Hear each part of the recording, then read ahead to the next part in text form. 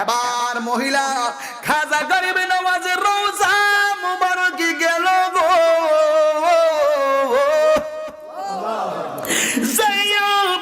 রওজার পাশে দাঁড়ায় কয় মঈনুদ্দিন তুমি হইলা গরিবে নওয়াজ, আমি গরিব তুমি ধনী, আমার মেয়ের 500 টাকার জন্য বিয়ে দিতে পারি নাই, ব্যবস্থা কইরা দাও। এই আওয়াজে পারি না, জোরে কোন সুবহানাল্লাহ। আমার 500 টাকার ব্যবস্থা কইরা দাও। কিন্তু খাজা গরিব নওয়াজের রওজা মুবারক থেকে কোনো আওয়াজ আসে না।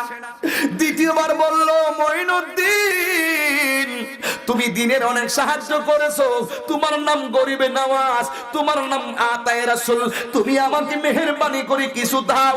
এবার কোনো আওয়াজ আসে না গো।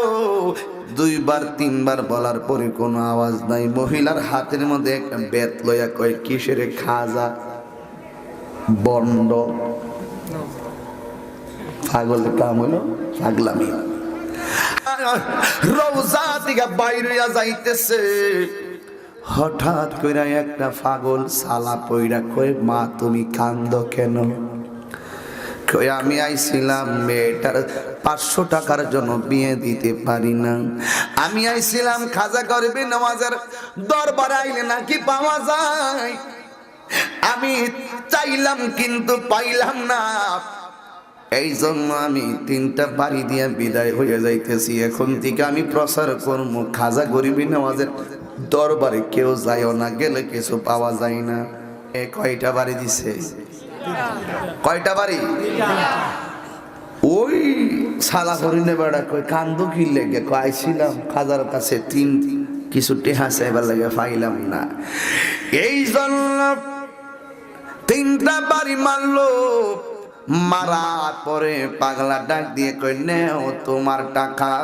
টাকা দিয়া হাতের মধ্যে টাকা দিয়া পিঠের ভিতরে সালাটা ছিল, এই সালাটা এমন ভাবে খুললা দেখাইয়া দিলেন।